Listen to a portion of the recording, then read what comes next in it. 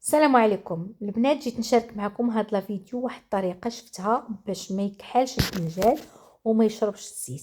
انا صراحه الله كندير ليه الحامض وما تيكحالش، ولكن غنشوفوا في الاخر ديال لا فيديو واش غيشرب الزيت ولا لا. ما اصلا تندير ليه غير الحامض كيبقى في اللون ديالو. هنا درت طريفه الحامض عصرته وشويه الملحه وغنزيد عليه المكون اللي اول مره كنشوف انه كيدار الفنجان اللي هو الحليب.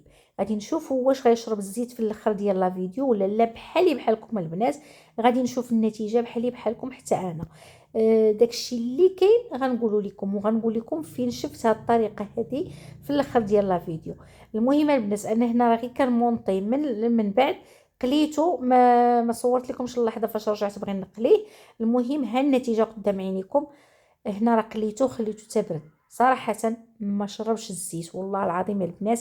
انا اللي صدمني. تنقول من هاد لا فيديو هذا شكرا لمريم رزق اللي شفتو عندها في ستوري في الانستغرام.